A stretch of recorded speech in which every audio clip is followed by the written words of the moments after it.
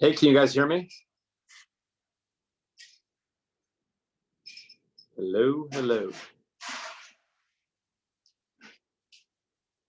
Yes, Jamil, we can hear you. Excellent. I cannot see you, just for what it's worth. And also, it appears to indicate in the top right corner that this transmission is live on YouTube. Is that true? Yep, that's correct. We wanted to do an unlisted YouTube live transmission to the site that only people with invitations could have. So in case they couldn't log into the webinar, they could still get access to the content. Very interesting. Okay. Do you need anything from me, or can I go on mute and stop video temporarily? You can go on mute and stop video temporarily. Great, I will do that. And will you guys make sure that Ellen and anybody else is on board when need be? Of course. Thank you. By WhatsApp.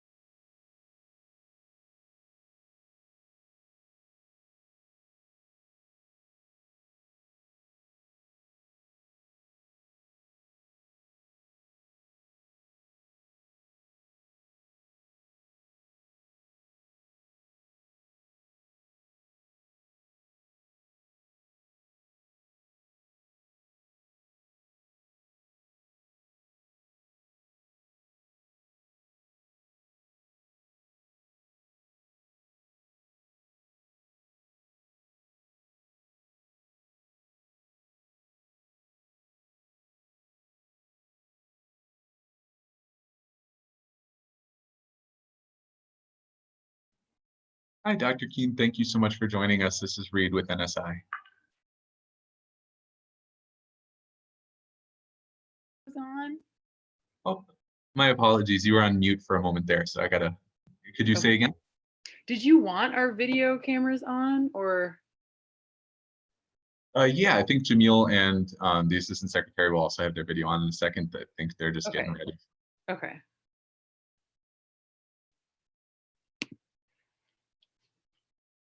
Hello. Oh. Hello. Hello, hello. Hi. All right. Sounds like we've got, hey, Dr. Keen, how are you? Good. Hello. How are you? Good, thank you. I see that we've got you and Ellen both on. Awesome. Hi. Hi. Ooh, check that out. Hey. Is that a background? Can anyone hear me? Yeah, we can hear you. Can you hear us? Apparently not. Can anyone hear me? Yeah, we can hear you. We got you loud and clear.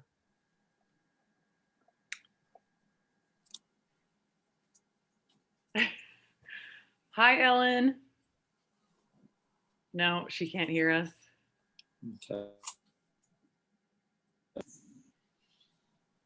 You did? Oh, I should, yeah.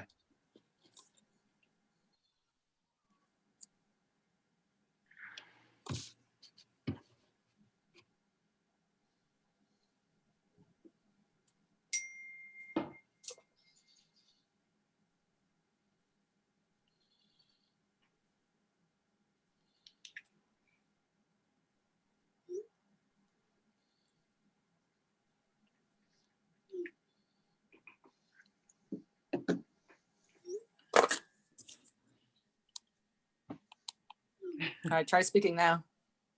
There you go. I can barely Yeah. hear you though. Can you hear us now? Can you hear us now? Barely. Oh no. Is Mine- it on mine- a? mine Is it is, on my- a? Is it going to a different microphone, perhaps, or is it going to your? Are you on your phone or your laptop? I'm on my phone. You're on your phone. could So I hear think probably perfectly what it's doing is yesterday. it's going to your. Yeah, it's probably not on speakerphone. So you probably need to switch to speakerphone, and that's why. All right, Or we'll your try. headset, whatever you. All right. Yeah. Can you hear us now? Nope, just like Better. start video.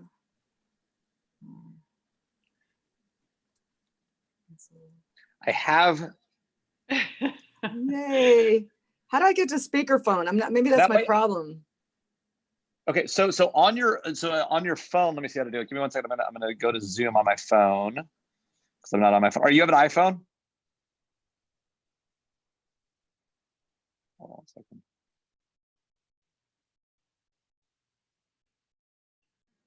Does that work? Can you hear us? Can you hear us? I can hear you now. Marco. Yep. Good. Okay. Perfectly. That's such a cool background. You know, it's the tree in my backyard. Oh, I thought it was a Zoom filter. It looks like a terrace. A wonderful grove. I'm sitting in my room and my bed's not made, so this way it's better. So I was thinking about going with like this. Oh, that's cool. supercomputer. So how do you do this? You can pick. So if you go to your More button and you click on Virtual Background, then you can pick the ones you want. And there's some cool ones. But I'm gonna go on natural. Okay, well maybe I should because mess around with it. Neil has a new house. It looks nice. Did you paint that? Absolutely not. Okay. Absolutely not. If I had painted it, it would be much more. It would be much worse. I enjoy doing work around the house, but I am not good at it. I understand you're killer with the router. That's right. Not the computer version either. Yeah. So let me see if anybody else is on. It looks like we don't have anybody else on, we do have some attendees on. Good, we got some attendees already on, so excellent. So I'm gonna go on mute, guys, until we're ready to get started. Okay. Hey, let me ask, Reed, can the rest of the team, can the rest of the attendees hear us right now? Yes, they can. Great, so I will definitely go on mute then, thank you.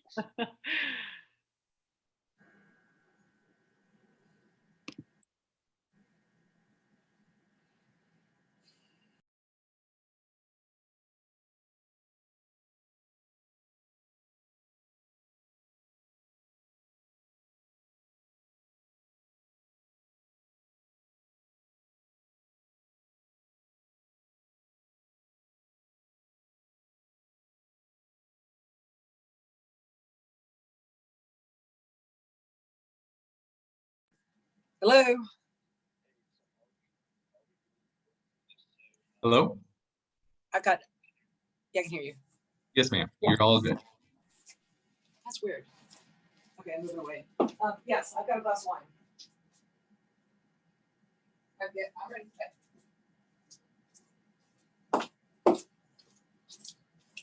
So I think you're unmuted there. I said, it says done speaking. Can you?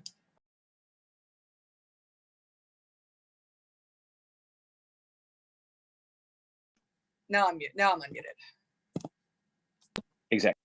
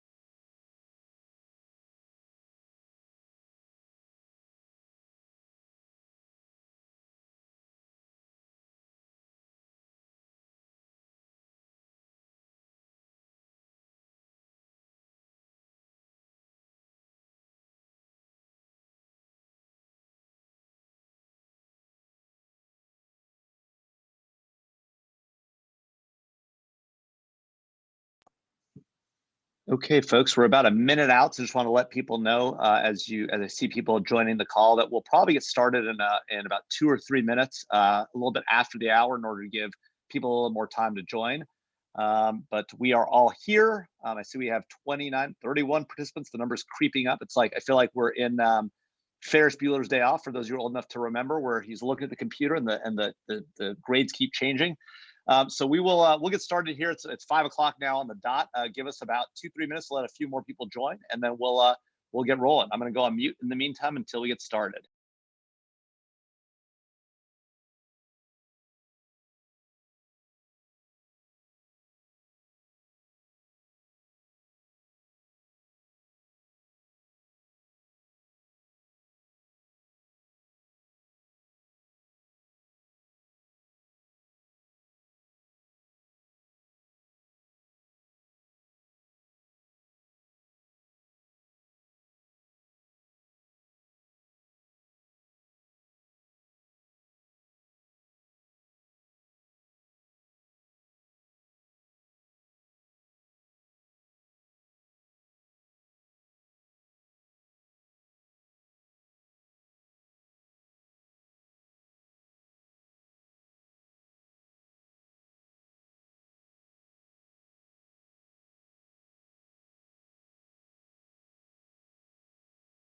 All right, so just an update for folks who are joining. I see more people joining the call. We're at about 5:01. We're going to give it a minute or two for people to join. Again, as a reminder, this is a webinar for National Security Institute experts, our faculty, George Mason Antonin Scalia Law School faculty, and our advisory board and the like, as well as some of our national security students. So we have a great in-house crowd here. I can see more people joining now as we speak. We're almost at the 40 count, which is great.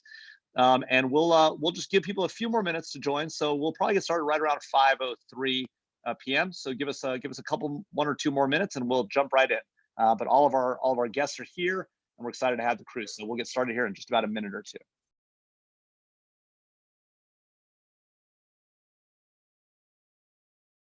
And while we're waiting to get started, for those of you who would like to, obviously no pressure to do so, but if you'd like to have a drink of your choice, whether it's of the hard variety or not, please go ahead and do that. This is intended to be. I see Ellen, Secretary McCarthy there, has her glass of wine. I have my glass of bourbon. So again, no pressure, but if you'd like to, feel free.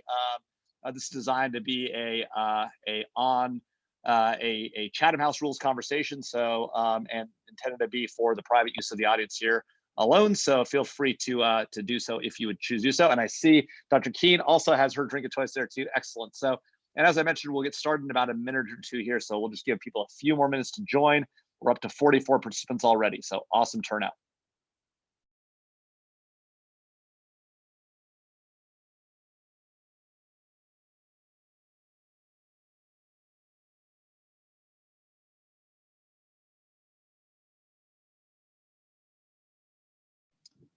I bet people would not like it, so I was contemplating humming the Jeopardy theme song as we wait to get started, but I don't think anybody's going to be entertained by that, since I am, as my wife repeatedly tells me, completely tone deaf. So we will not go with the Jeopardy theme song, but we will get started now in a minute or less. Now that we're at 5:03, we will start at 5:04 on the dot when my clock switches.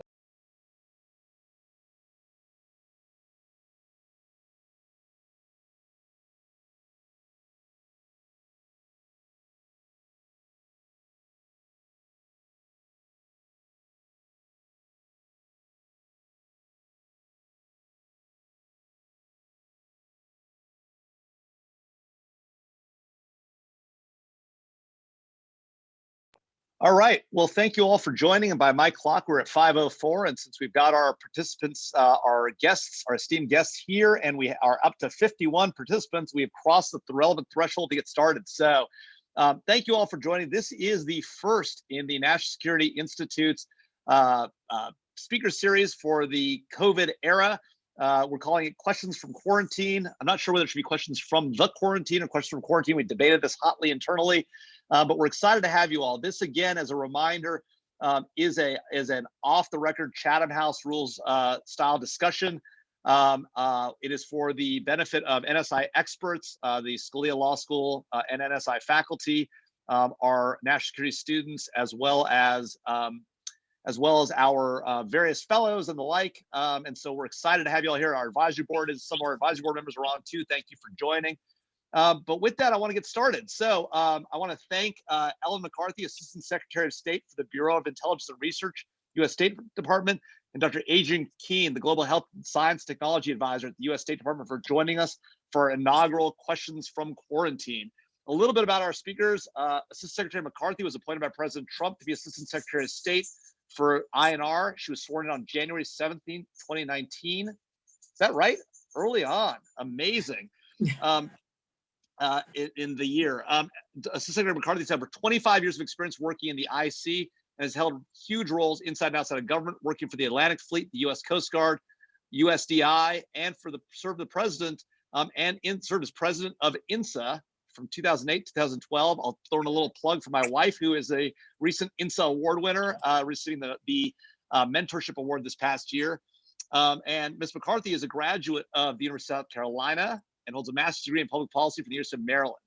Dr. Adrienne Keen joined the State Department in 2014, where she's responsible for providing senior USG officials with scientific and intelligence analysis on security and foreign policy implications of emerging global health and technology threats, as if there aren't enough of those to go around. She concurrently serves as an independent consultant to the World Health Organization's global TB program, carrying out reviews of TB surveillance and epidemiology in countries requesting assistance. Prior to joining State, Dr. Keen managed health economics research as a consultant for pharmaceutical companies. She earned her PhD in mathematical modeling and epidemiology of infectious diseases from the London School of Hygiene and Tropical Medicine, while holding a joint appointment with the Public Health Service of England.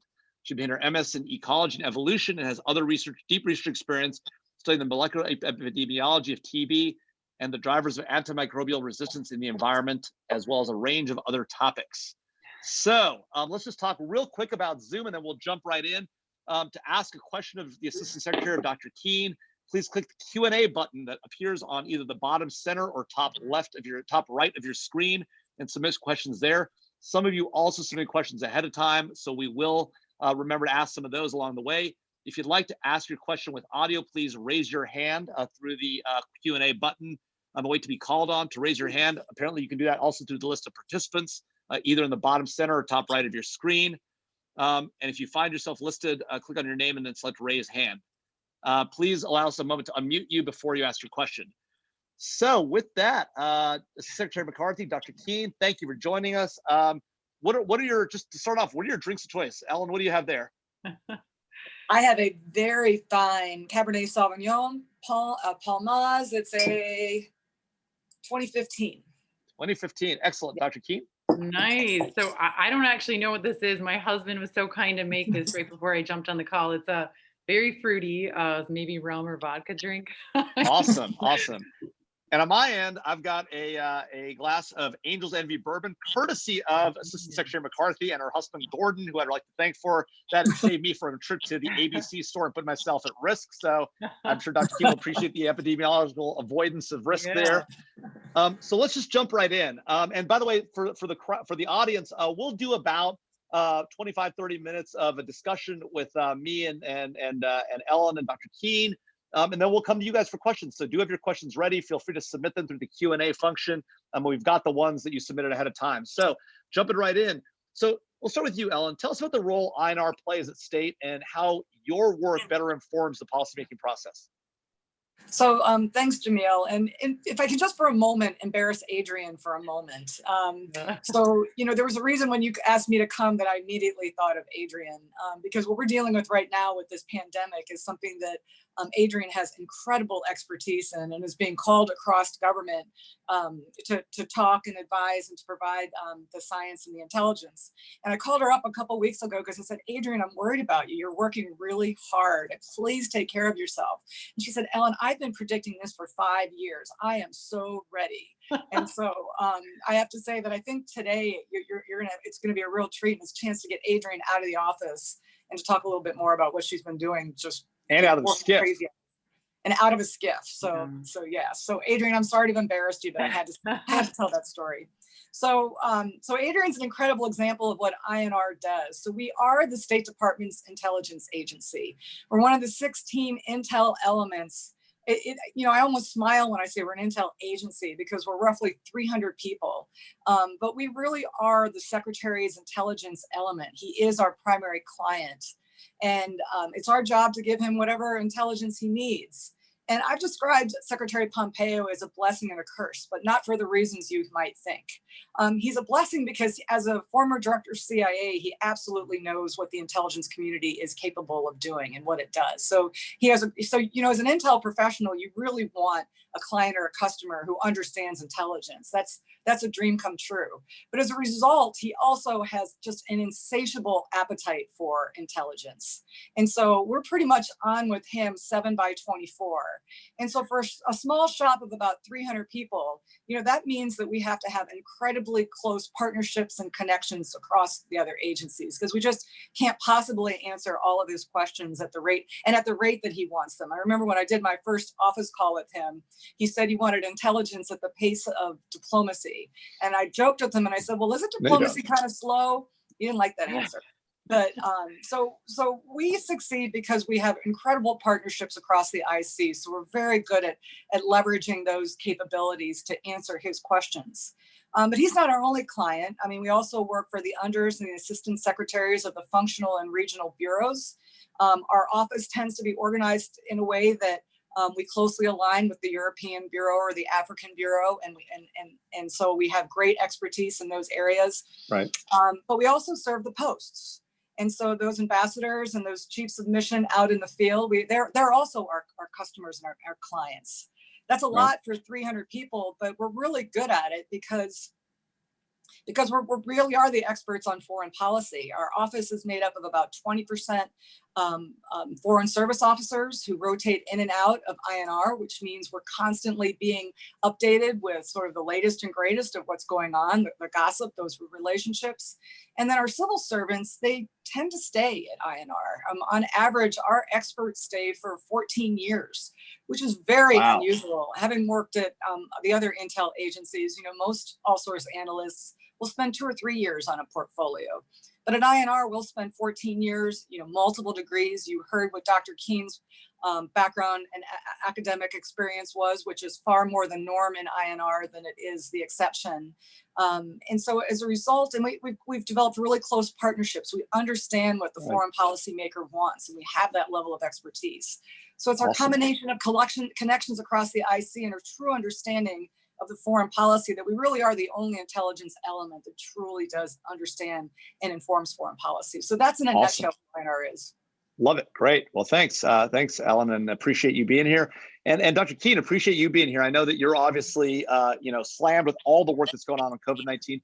Tell us about the role that INR and that the department and you play in the COVID-19 analysis, response, the like. What is the job of somebody who has your background at an intel agency like INR at State, and what does that have to do with COVID-19?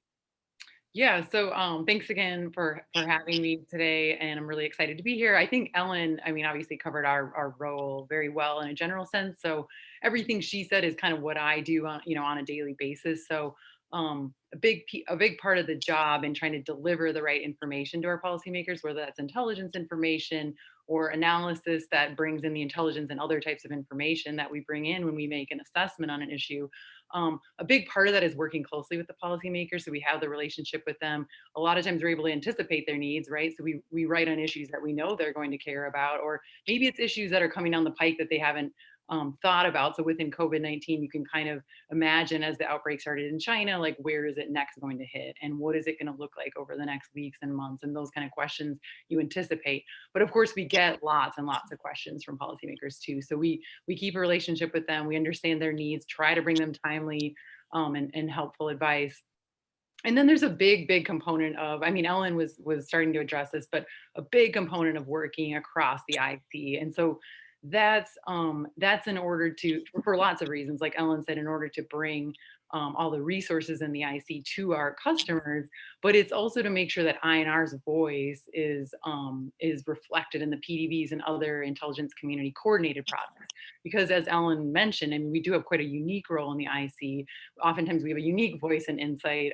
Sometimes we can be the dissenters. You might have heard that sort of stereotype of INR. On Iraq. And most famously, right? Well, it's a lot broader than that. So I'm fighting those battles every day to get INR's voice into the discussion, to make sure that our president and our other top policymakers are reading views that really reflect the breadth of views across the IC. So that's been a big part of my work in COVID.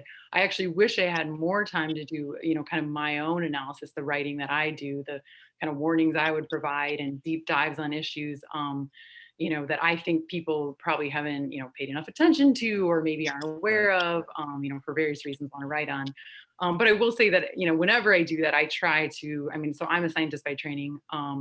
And I tried to start with this, the foundation of the science. We have the epidemiology, we have clinical data, and then layer on things like press reporting and social media. Right. Of course, our diplomatic reporting we get from the field, and then the intelligence reporting also brought in. So really, the fullest picture we can provide for customers. Right. You know, No, if I can jump in there, Yeah, Jamil, please. I'll tell you that thank you for mentioning the PDB. So in describing who we are, Jamil, we are one of the 3 all-source intelligence elements to include CIA and DIA. And so as such, we are very much involved in the PDB process. So I talked about our clients in state, but I'll tell you the National Security Council, the whole national security apparatus is a huge client of ours. A little fact that I'm proud to tout is that we are the #1 producer of the PDB per capita. And so I find that pretty amazing, especially now as we're going into the FY22 budget build. To be able to say that we do that with about 200 analysts compared to some of our other all-source brethren. And I'll tell you, our products are very good. It's not just how much we're writing, but the quality of our products. And another little quote was a senior person at one of our sister all-source agencies who actually said, Ellen, your products are written better. If you read INR's products, they're very different. They're much more strategic. They have much more context. You're more inclined to see in an INR product that Kim Jong-un launched a missile because he had a fight with his wife that day. And it's just, again, it gets to the breadth and depth of experience. Yeah. Well, let's get right into that on this COVID-19 issue, since that's what we're here to talk about today. One of the big debates that we've heard out in the policy space, in the newspapers, on TV all the time is, how did this thing get started? Where did it come from? We've heard, rumor mill, including from Capitol Hill, that this might have been a Chinese bioweapon and the like. What's the real deal? And I'm open to either one of you answering. What's the real deal on COVID-19? Chinese bioweapon, yes or no?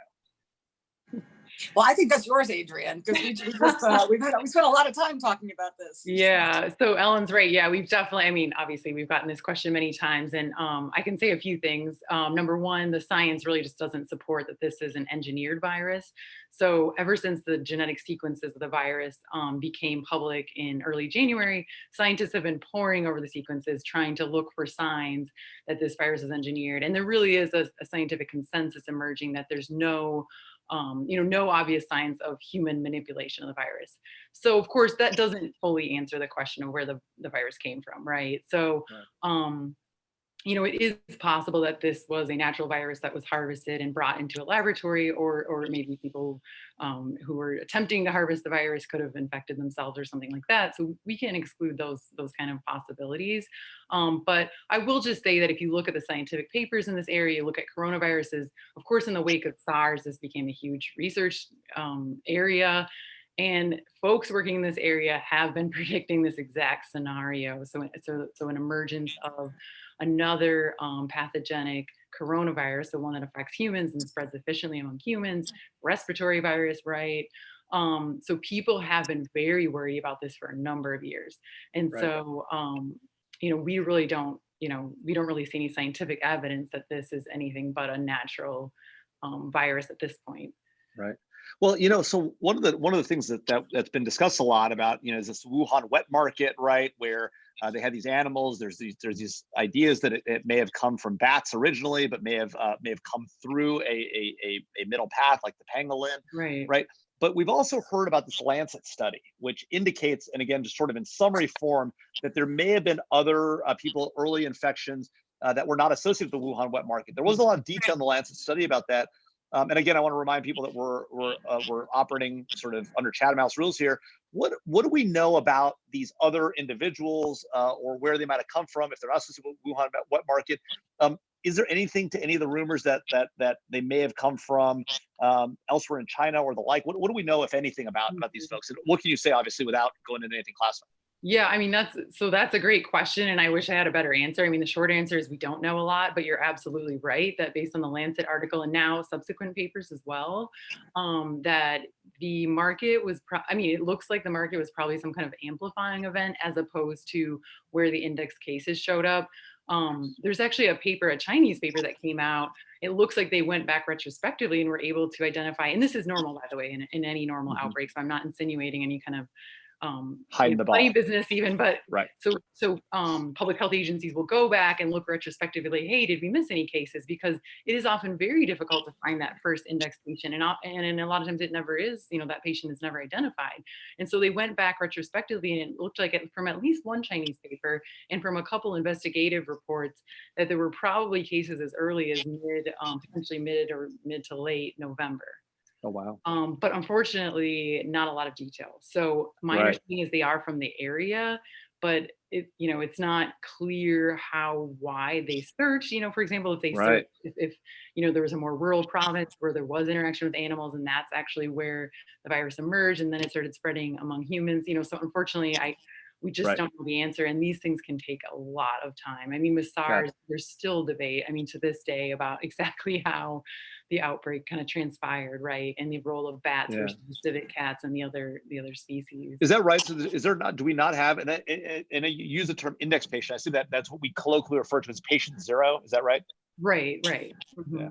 Mhm. And so for SARS, we don't know who patient zero was. Is that fair? So there is a first case. There's a person in Guangdong province who's the first case, but I don't think anyone's sure that that's definitely the index case. I mean, we refer to it as the index case. No one's, I think, 100% sure that that was the very first person. Although there is a big difference with SARS, and that causes much more severe disease.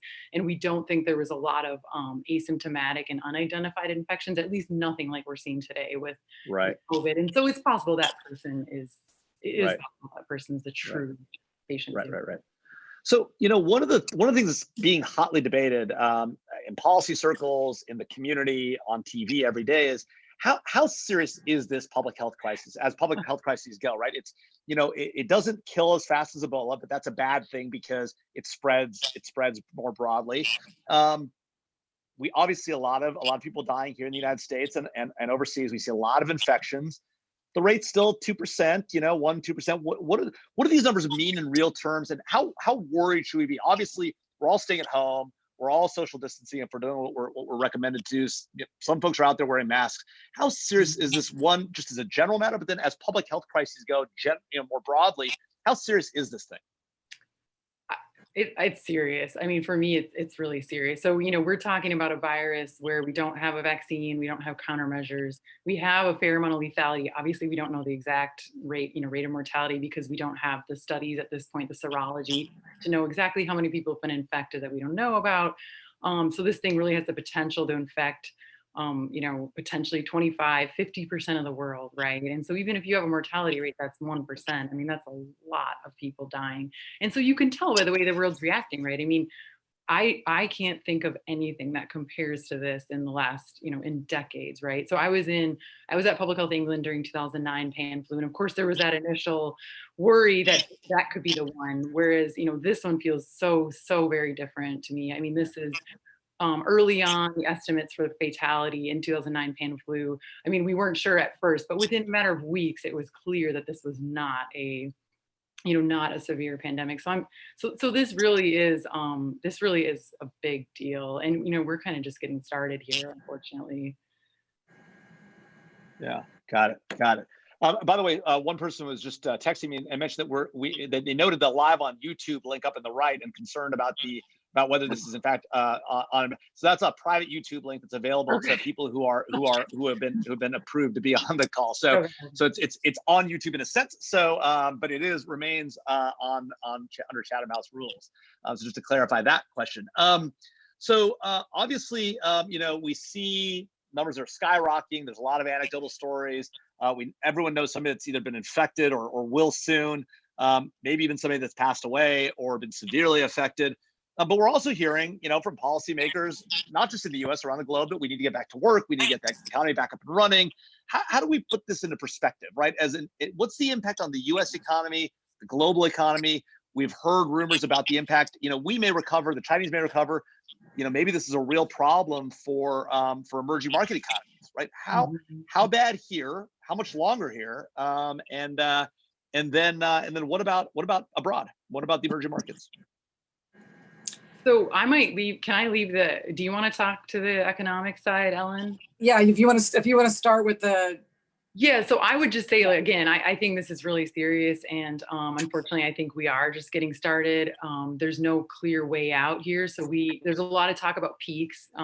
Where the U.S. is at, it looks like even some of the badly affected places in the U.S. are hitting what will be a peak, at least in the meantime. But we're in this for the long haul. We do not have a vaccine. We don't have the level of population immunity we need to actually prevent a second wave. So if we were to open up our, basically stop our control measures tomorrow, we would likely see a huge resurgence and a really vicious resurgence.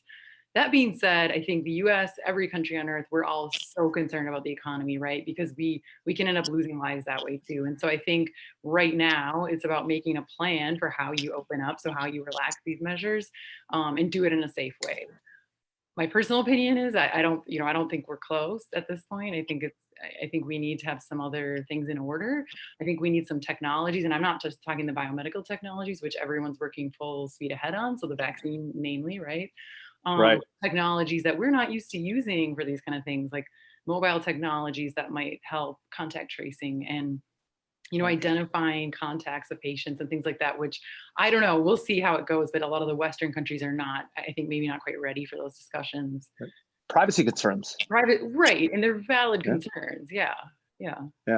So Ellen, what about the international economics of this thing? Yeah, so I'm not an economist, Jamil, you know that, but I mean, I think, and I'm not even going to pretend to play one, but I think it's pretty obvious that, we had, you looked at the developed economies and they were all trending in a great direction this year.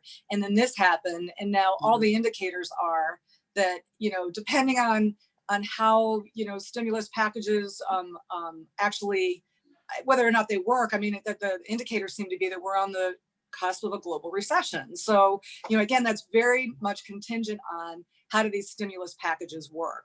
And I think, again, this is where I can't pretend to predict. I've seen so many predictions and I just don't know. But I can share with you, as somebody who works at INR and State Department, I look at, the emerging markets and those non-developed countries and the impact that this is going to have on them. And it's absolutely frightening, when they don't have the architecture that we have or the medical backbone that we have, and we've sanctioned them. And so, states that weren't even, that were on the cusp of being failed states could very much now, as a result of this, become failed states. And what does that mean? So, this is where, people ask questions. Why are we sending money through USAID to other countries? Why aren't we investing at home? Because the supply chain and how it links to our national security is just so intimately linked. And so that's for me, that's the scary part. It's those, and then you look at the China part of this, and so there's much speculation on how is this going to end up. So you have two global economies, the US and China, and where is it going to end? Who's going to end on top? And right now, it looks like we're both kind of not going to end up on top. But the difference is that China has an incredible ability to sort of twist the message and they have so many more controls than we have over their economy. So their ability to collect more data, their ability to wait the long run, their ability to print more money or to provide more assistance or to make more promises. And the fact that the economies are so completely linked. I'm not answering your question. I'm probably just causing more questions, but again, I just don't know. So. Yeah, well, I will actually jump on one of the things you said and ask a question about that, which is, there's been a lot of talk in the media, and Secretary Pompeo has been very out front on this, talking about twisting the message, about both covert and overt messaging, not just from the Chinese, from the Russians, the Iranians. We've seen at least some senior officials in China and in Iran suggesting that the U.S. might have created this virus, to the point earlier discussed about this being a Chinese bioweapon. There have been claims made by the Chinese that it's a U.S. bioweapon. We know from Dr. Keen's, or Dr. Keen has told us that that's unlikely. But what about this messaging? We're seeing the overt messaging, but we've also heard about sort of covert messaging taking place. whether it's by the Chinese or the Russians, the Iranians, trying to manipulate the conversation both outside the U.S. and in the U.S. What are we seeing on that front? What can you talk about, and what are we doing about it? Well, so and Adrienne, please feel free to jump in. But I'll tell you, it's kind of an amazing thing if you look at this. So when we first the virus first broke and when the press was first picking up on it, everybody predicted that this was going to be the downfall of Xi in China. He initially. He and the party was very focused on the messaging as it relates internally to their own population. How is the party going to be perceived? And so very early on, the messaging was about, making sure that the internal message was resonating with the population and those countries that China is closest for, that the party still prevails.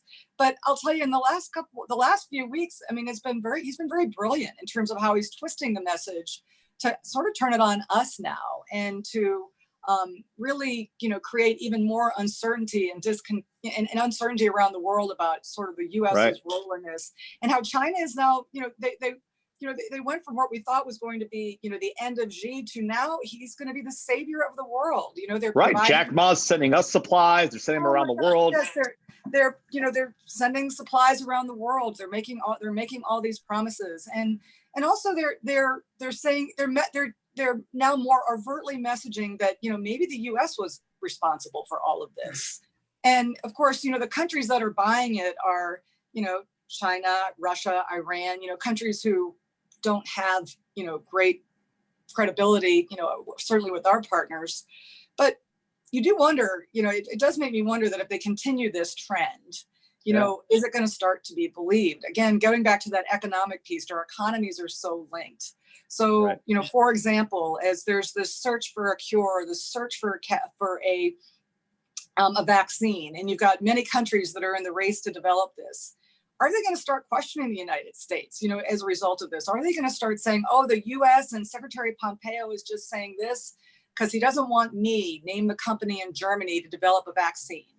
And so, there's some real issues that could come about from this messaging that we need to be concerned about. Adrienne, did I miss anything? No, I think that covers it. There's just, it's a lot.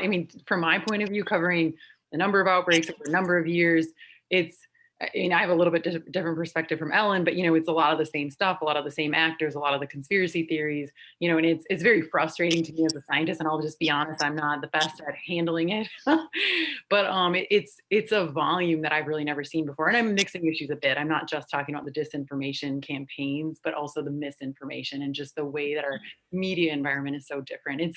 That's been a real struggle for me. Not that it's a new issue. This has been going on for many, many years now. It's been building up, but this has just, the volume has just been so different.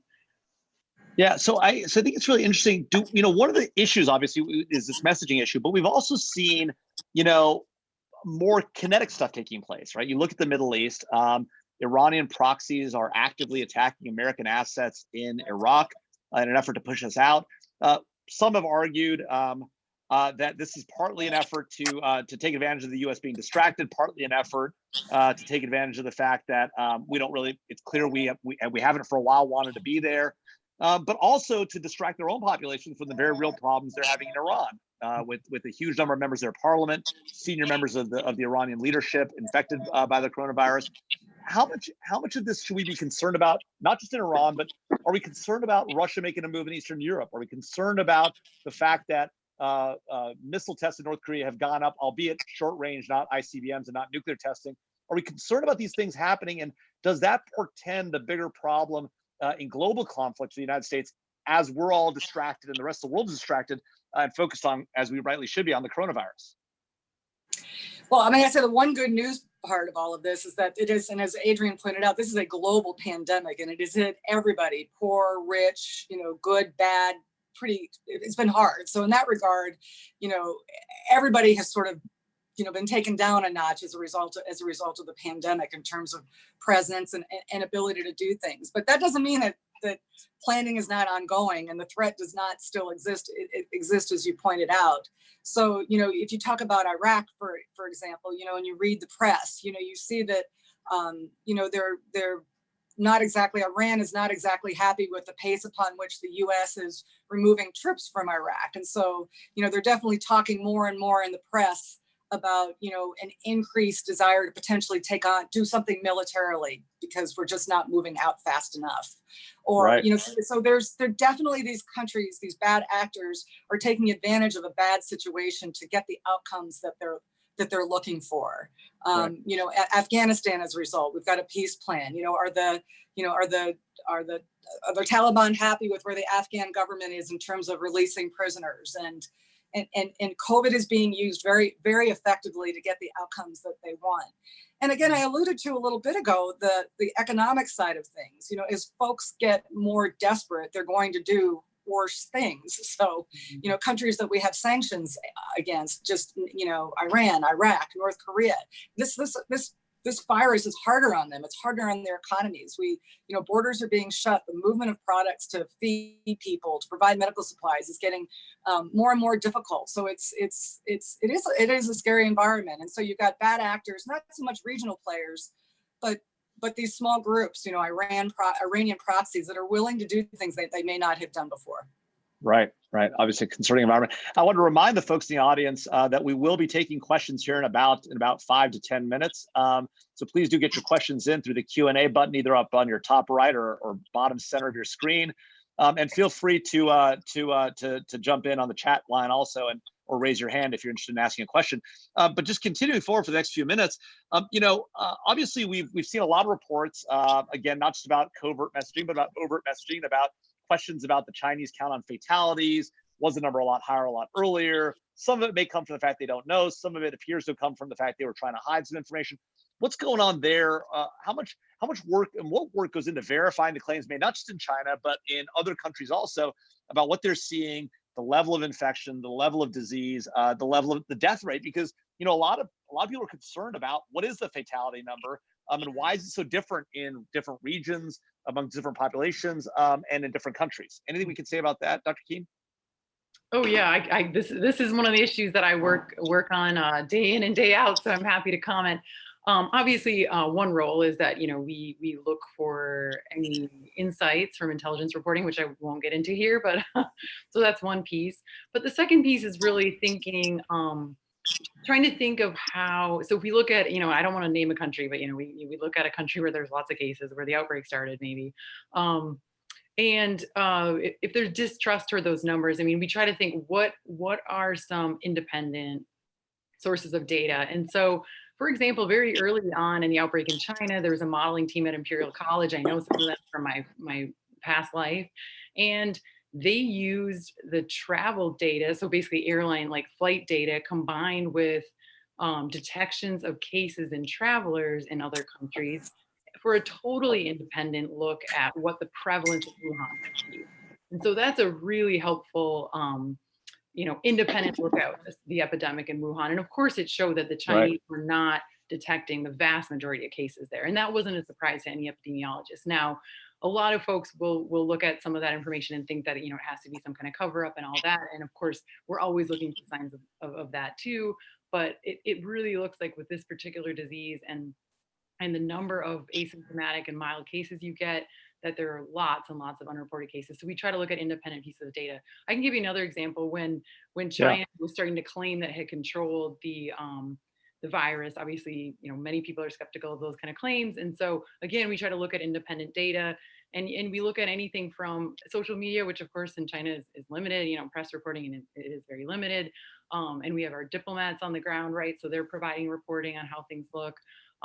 There's even in some cases, other things like imagery and things that might come into play. So you're looking at all these kind of factors to try to figure out if you can verify trends more than, we're probably not in a position to be verifying individual numbers, right? But trends. Right. And in terms of comparing across countries, there's a few things.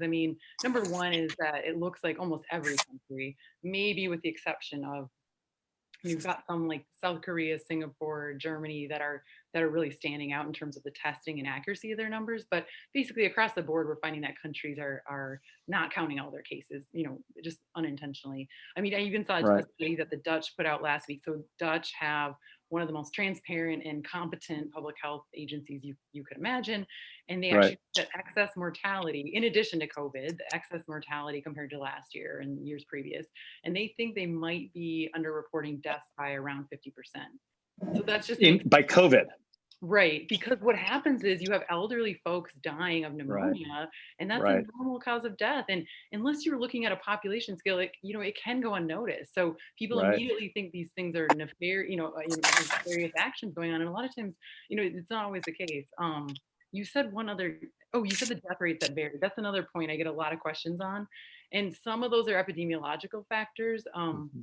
For example, in Italy, it's a very old population, and we know this disease has a very much more severe presentation in elderly. And so that's a big reason why you see the death rate that's very different. But the other major cause, for example, if you look at Germany versus Italy death rates, the other major cause of discrepancy is how widespread the testing is. So if you test everyone, and you include asymptomatic and mild cases in your total, you're going to get a much larger denominator, meaning a much smaller case fatality Death rate. ratio. Yeah, and so a lot of it's actually just that. So you look at some of the places where they're only testing severe cases because they just don't have the number of tests Right. for everyone, then you're going to see a higher death rate. Actually, the UK for a while, I haven't looked today or in the last couple of days, but they were running about 10% at one point. And of course, Right. it's not because the UK is it's not so much deadlier there. Right. Well, good. As we're approaching the 5:40 mark, I want to turn to some questions that we had submitted ahead of time. So one of our visiting fellows asked, how has coronavirus affected terrorist groups? Have we seen any impact on terrorism, global incidents, or are we seeing an op-tempo increase because they see this as a permissive environment? Any data on terrorism and COVID, or any interaction between those two perhaps independent issues?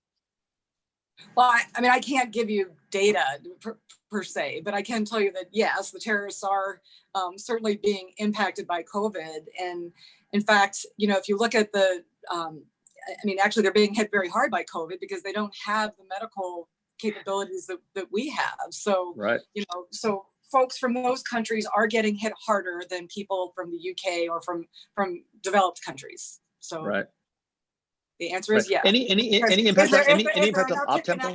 Yeah, we haven't seen an uptick in activity. Got it. What about there's been a lot of debate in the public space, and I realize this is outside of sort of your all's wheelhouse, but I'd be interested if you have some thoughts on it. There's been a lot of debate about the federal state interaction, right, in the media about the response to COVID, right? You're looking overseas at how other nations are dealing with this virus. Are there any lessons for us to learn here in the U.S. Based on what's happening abroad, not necessarily at the federal state level abroad, but the way other countries are dealing with it that could have something for us to learn about how we ought to deal with these issues going forward, putting aside what we might do here today, tomorrow, or next month? Any early lessons that we can sort of glean from the experience overseas, particularly in countries where there may be the beginnings of the coming down on the far end of the curve? Adrienne, is that Yeah, I can take it. Jump in if you want. Or I would point to a few examples. I think many people have brought this up, but I think South Korea and Singapore would be ones that jump to my mind. And I think I kind of started mentioning this earlier, but I also think it's some of the shift in mindset around some of the technologies we might have to implement would be one place to look, because one of the features of most of the countries that have managed to either keep the outbreak from taking off in their country or to bring it back down, like South Korea has done. One of the features has been widespread testing, and in the US, it doesn't seem like we're quite at that point yet. And so we're really going to have to, obviously, number one, ramp that up, but also look at some other solutions, because we're going to have to move. You had your questions about the economy and things like that, and we can't see in a lockdown for the next year, right? I don't think anyone really thinks that's that's going to work or a good idea. And so how do we interesting. Even epidemiologically, that it's sort of staying closed for a year is not a sensible approach. I guess maybe I'm just practical enough. I've done some health economics, I care about the economy. I don't really think even epidemiologists think that's a reasonable thing to do. From a mental health point of view, right? So I think everybody's trying to focus on what can we do to move out of that. Right. So exactly like you said, let's look at some of the lessons that other countries have learned, and there are pieces, several pieces to it. And it's not, unfortunately, a lot of us. I wish we had more answers here, right? This is a brand new disease, and we struggle to get data on these massive, community level interventions. It's very hard to collect precise data on them and assess Right. exactly how effective they were. And so that's really tough. But like I said, I would look to some of the countries like Singapore and South Korea for lessons. So to Terrific. follow up on what Adrienne said, Yeah. we are working across the IC. We actually have, we work closely with Department of Homeland Security. And so when you look at sort of cross-border issues, in South America and Canada, and how are we working together to what are the policies that we need to do? That's a great case of where state and DHS have to work together. So when it comes to, talking to Mexico about how its cities are governed and what it's doing as we're heading into Easter, that's something that INR is working on right now. Also, as we're working with international organizations, to ensure that we're providing platforms and places where we can start better sharing data. And of course, that's also led, we've been looking for the last year or so at international organizations and who's leading. And, is it a UN organization where we've got a US ally leading, or is it a Chinese ally leading? And what does that mean in terms of our ability to work more closely together on problems like this? Where's the G7? Where's,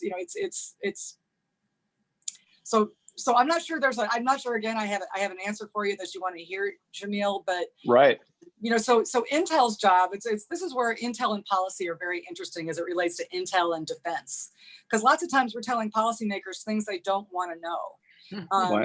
We have a capability with an INR, our opinion polling capability. And so we're able to go into countries and regions and get a sense of how is our policy working.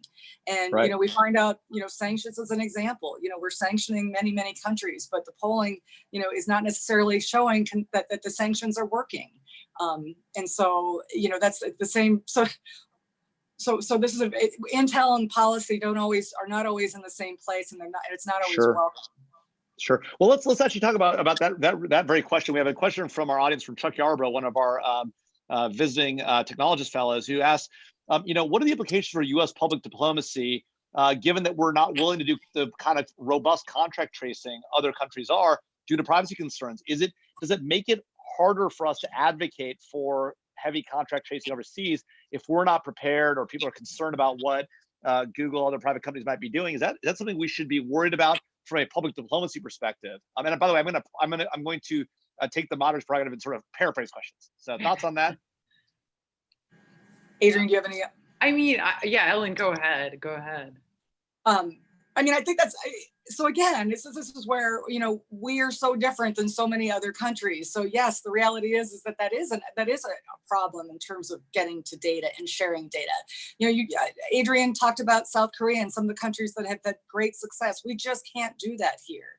And are we willing as as an Intel person, that's really not a question I can answer, but I can tell you the things that other countries are doing, we can't legally do, and we just can't do as a country. And so, yes, those are absolutely inhibitors for us. So. Got it. Yeah, and I would agree with Ellen. The only thing I'll say is that I would have told you 2 months ago that we would have never been in the state we're in right now either, meaning most of America's at home right now. And that's just not something that we do or that we've seen before. And so I think we do have to also keep our minds open, and many, many, many people are, and there's many great people working on these solutions. I'm not one of them. I'm just holed up on the Intel side of things, so. Right. Yeah. Well, so another one of our visiting fellows, Brianna Tucci, asks, we know that foreign entities, are overtly conveying misinformation about what's going on. What can Department of State, INR, Public Affairs, other state entities, the Global Engagement Center, what can the U.S. government in general do about this misinformation? And can we do a better job, or what might we do to counter some of this misinformation? So I'll tell you that is, we've been spending an awful lot of time the last couple of months looking at that question very directly as an intelligence community, working with the Global Engagement Center, and then of course working on the policy side of the house. And it's how are we working together? What is the intelligence saying? This is actually going to be a very interesting question for the intelligence community in the long run. Also, I'll tell you one thing that we're facing right now, just because we're all staying at home and teleworking and social distancing. It's how do we continue to do intelligence production in this kind of an environment? And, can we look at other sources of data? And I'll tell you, can we start producing more? This may be the best thing that comes out of this, in terms of the impact on open source and working with that data to come up with predictions. But to get back to your question, INR very much is involved in supporting the secretary right now as he's at his level, in terms of providing him what we're seeing on the intelligence side. As we see what's going on in open source and what the intelligence is saying and where the gap is, we work incredibly closely with the GEC. I mentioned our opinion polling capabilities. So we are absolutely using our polling capability to get an assessment of is the narrative truly what is happening on the ground. Right. I will tell you that I've talked to the acting director of National Intelligence, Grinnell, who is also an ambassador and is incredibly sensitive to the need to get more intelligence out to the posts, more information, so it can assist them with their messaging, so they understand, so they can actually help, keep the narrative online. Right. So INR is very much involved in that. And Well, I've talked to my counterparts at CIA and just DIA today about that very point. So, and the acting DNI is on board with where's the intel community in, and how are we ensuring that the truth is being sent at all levels of government. Good. One of the interesting questions I think that plays on that, not intelligence outbound, but intelligence inbound. Matthew Ferraro, a former IC officer, is concerned that there's been a lot of reporting in the media that there was an intelligence failure here, that we didn't see this coming, that it was not something we could predict, it was a surprise. Dr. Keen, you already told us that you've been thinking about this for years. Another questioner asked, that you've been prepping about this for 5 years. What do we see as the going forward high, low risk possibilities going forward for future events like this? But also, what about the concern that policymakers haven't taken this seriously and now are saying, well, we didn't know it was coming, we didn't expect it, even though there have been reports, and we've seen now both in prior testimony before the House and Senate Intelligence Committees, the concerns about pandemics.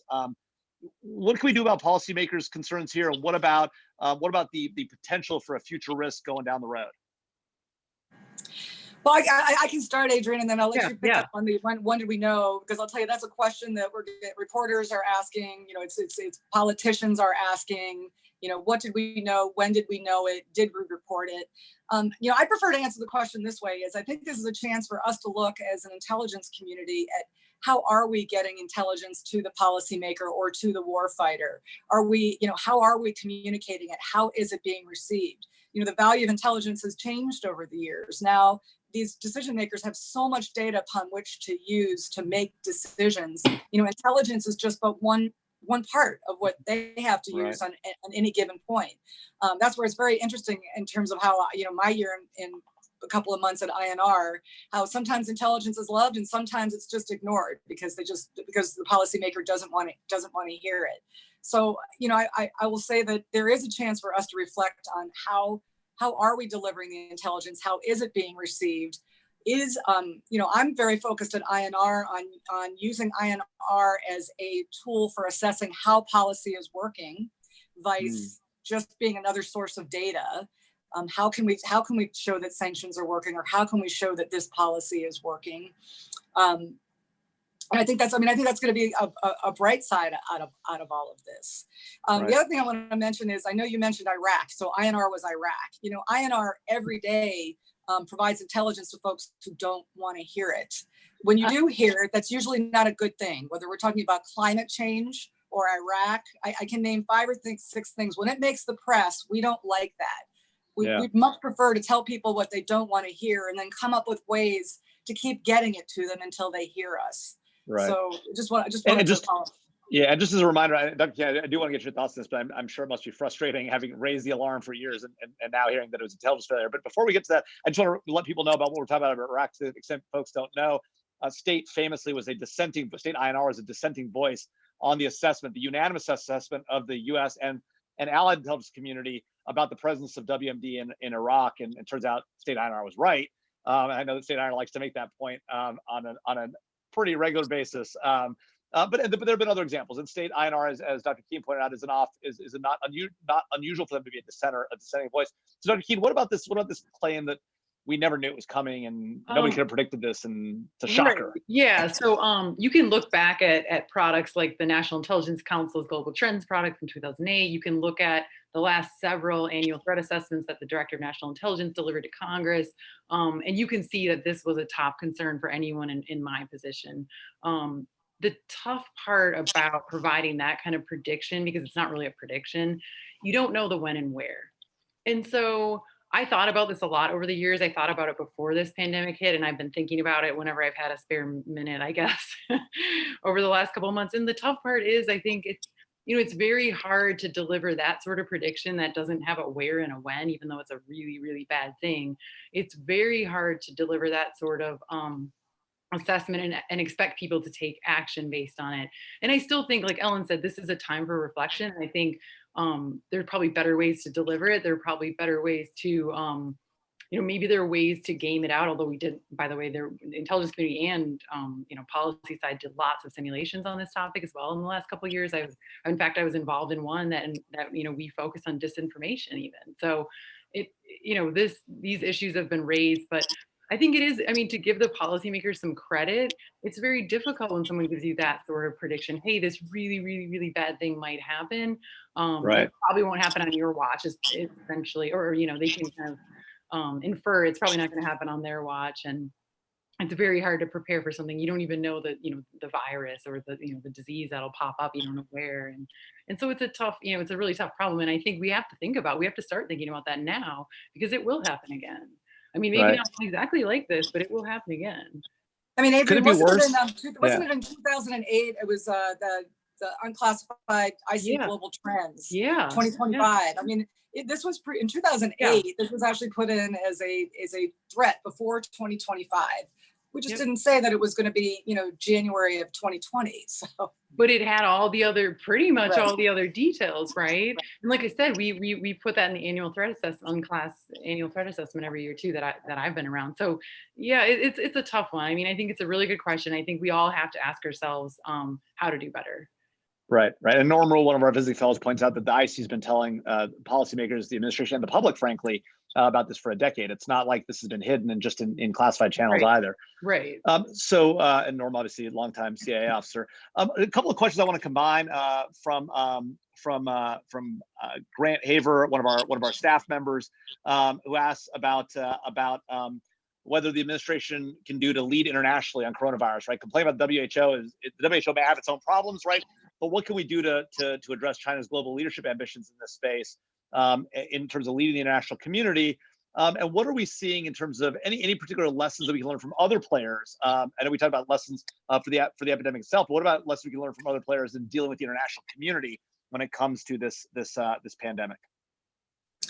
Well, I think, again, I look back at China and what China's doing right now in terms of its communications or miscommunications. And, it's really trying to send a message that, its party is the strongest, its system is the best. It's really trying to, and Russia actually more than China is even trying to very directly impact our ability to sort of influence these international organizations or in its messaging right now.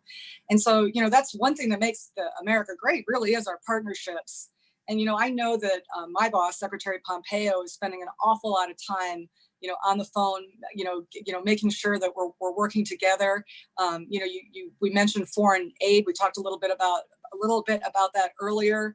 So really it is about, and again, I'm the intel person, I'm not the policy person, so I'm probably not the best person to answer this, but, our strength is in our partnerships. And from what I can tell, what's going on in the department, we're doing everything we can. And we and INR are producing the intelligence assessments to show why that's so important. What is the response to China's aid, or what is the response to China's messaging? What can you do, USAID? What can you do, Secretary of State Pompeo, as the Chinese send equipment that may not be working, or as they make a promise and it doesn't happen? Is there an opportunity here to, really show what the U.S. can do and why we're here? So, that's pretty much what we're spending almost 100% of our time doing right now.